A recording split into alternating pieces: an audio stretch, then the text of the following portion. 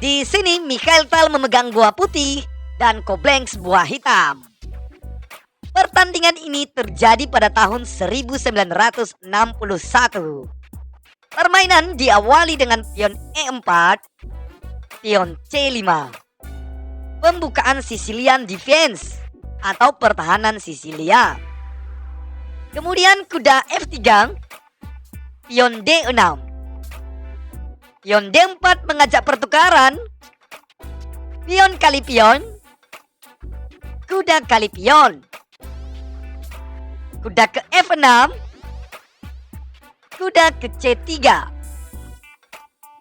Pion A6 mengontrol petak B5.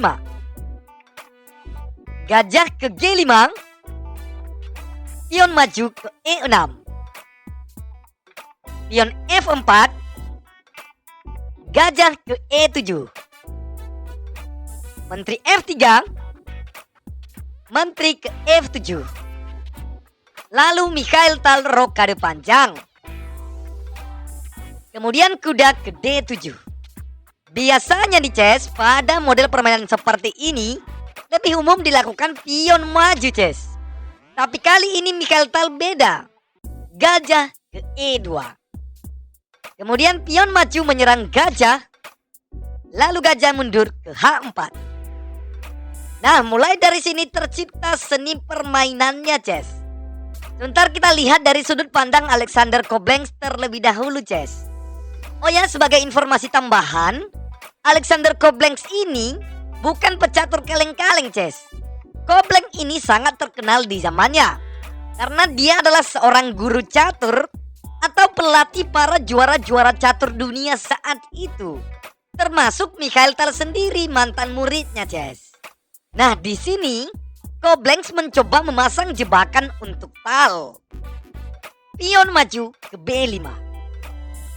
Maksud Koblenz di sini adalah untuk memancing Tal, membuka pionnya ini lalu menyerang benteng, dan kemudian nantinya akan diserang balik oleh gajah yang dibantu oleh menteri.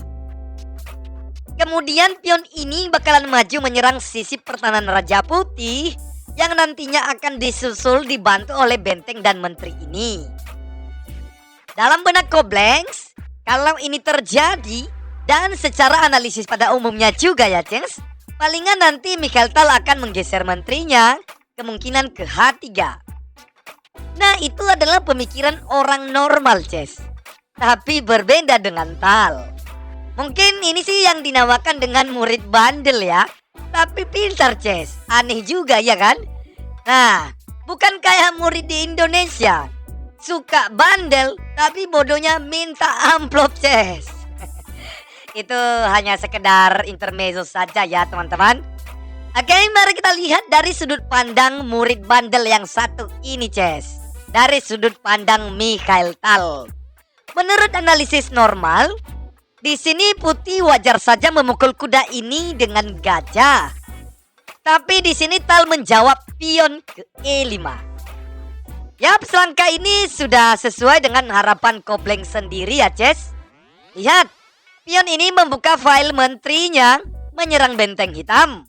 Sekaligus pion ini juga menyerang kuda. Lalu Koblenz masuk ke track berikutnya, yaitu gajah ke B7 menyerang menteri. Nah, disinilah persimpangan pemikiran seorang guru dan murid bandelnya ini chess. Perhatikan, kalau kita mengikuti analisis orang pada umumnya, termasuk analisis si Koblenz ini, palingan kemungkinan wajar yang dilakukan putih di sini adalah bisa menteri bergeser ke H3, atau oke lah, kalaupun putih mencoba bermain gilang dan itu diketahui oleh si Koblenz, yaitu mengorbankan menterinya, palingan berakhir seperti ini chess.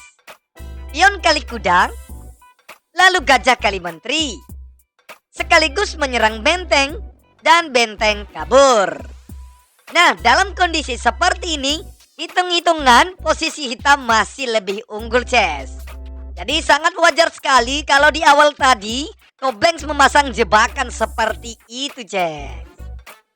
Tapi anehnya bin ajaib, kenyataannya berbeda chess. Kita kembali ke permainan. Setelah Tal pion maju, menteri menyerang benteng, Koblenz menjawab gajah ke B7 kembali menyerang menteri. Lalu apa jawaban Tal? Yaps, pion kali kuda. Ini adalah pengorbanannya yang pertama, Ces. Gajah kali menteri. Oke, tidak masalah, barangkali itu sudah dipikirkan oleh si Koblenz. Kemudian Tal gajah kali gajah menyerang benteng. Lalu Koblenz pion maju menutup serangan gajah. Di sini sekilas hitam terlihat unggul ya, Ces. Dan itu sudah sesuai dengan pemikiran awal si Koblenz. Tapi kita lihat kejadian berikutnya, Ces. Analisis normal pada umumnya, kemungkinan di sini putih memukul gajah. Atau tidak pion ini lalu menyerang benteng, Ces. Tapi lagi-lagi berbeda dengan Tal tol yang satu ini. Mikhail Tal melakukan pengorbanan keduanya. Kuda pukul pion, Ces. What? Dalam hati Koblenz, kenapalah muridku yang satu ini, ya Allah. Gila, bandel degil, semuanya menyatu di dalamnya. Ya jelas di sini Koblenz pukul kuda, Ces. Jelas sangat menguntungkan. Kemudian Tal gajah ke H5 skak. Pelan-pelan Tal mulai meluncurkan langkah-langkah yang tidak terduga dan tersembunyi, Ces. Lalu Koblenz menjawab pion maju ke G6 agar raja bisa bergerak ke petak F8 ataupun ke G7 ini. Lalu Tal gajah kali pion skak. Lalu raja ke F8. Pion kali gajah skak. Raja ke G7 menyerang gajah. Lalu di sini Tal punya ide brilian lagi, Ces. Dengan gajah ke G3. Kalau misalkan di sini raja pukul gajah, maka pion ini akan maju skak. Lalu gajah pukul menteri hitam ini, Ces. Wow, luar biasa. Jadi, Ces, Koblenz menjawab kuda ke F6. Sehingga kalau pion ini maju, gajah menyerang menteri, maka menteri pukul pion ini. Oke, Ces. Di sini Tal menjawab benteng ke E1 menyerang pion. Lalu Koblenz pion maju ke B4 menyerang kuda. Ya, lagi-lagi Mikhail Tal mengorbankan perwiranya, Ces. Mengabaikan kuda ini, lalu benteng kali pion. Kemudian pion kali kuda jelas. Pion maju ke F5. Koblenz menteri ke B7. Ancaman skakmat di petak B2. Lalu pion maju mencegah skakmat. Lihat, Ces. Langkah putih berikutnya adalah menempatkan gajah di E5. Lalu menyerang kuda ini 2 kali. Lalu Koblenz menjawab menteri ke D7. Dia bermaksud akan menukarkan menterinya ini dengan benteng dan gajah ini nantinya, Ces. Dan penukaran ini pastinya senilai ya. Oke? Kemudian Tal gajah ke E5 mengepin kuda. Koblenz menteri kali benteng. Pion kali menteri. Lalu raja kali gajah. Tal benteng ke F1 menyerang kuda 2 kali. Dan terpaksa kuda ini ke H7. Lalu gajah kali benteng. Dan benteng kali gajah. Perhatikan, Ces, di sini Mikhail Tal melakukan langkah brilian terakhirnya. Rupanya masih ada stok terakhir ya, Ces. Tunggu dulu. Saya mau mengajak teman-teman semua untuk memikirkan langkah ini. Silakan teman-teman temukan langkah terbaik Tal yang dapat membuat hitam menyerah kalah nantinya, Ces.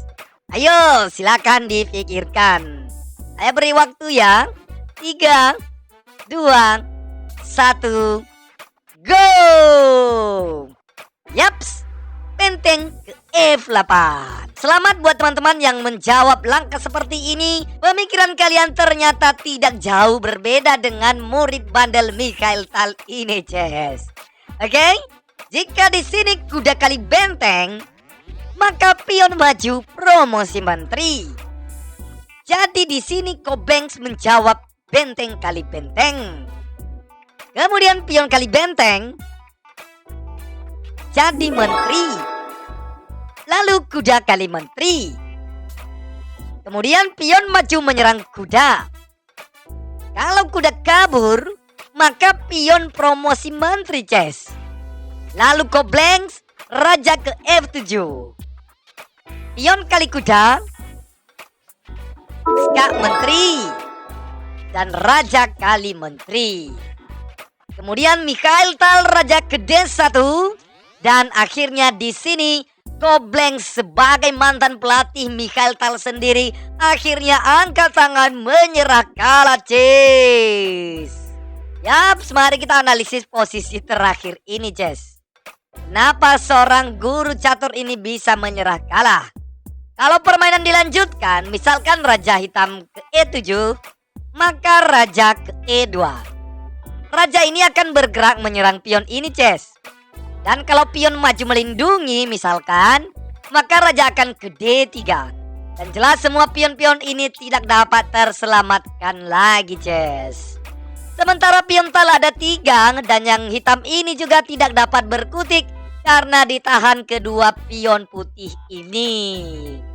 Jadinya jelas di sini putih akan memenangkan permainan ini ya, Ces.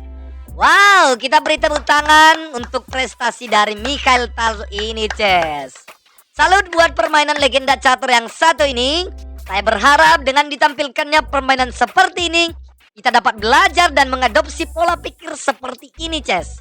Sehingga dunia percaturan tanah air kita semakin jaya, maju dan go internasional. Amin. Oke, Ces, terima kasih sudah menonton video ini ya. Sampai jumpa di video-video catur berikutnya. Salam Gens Unasumus.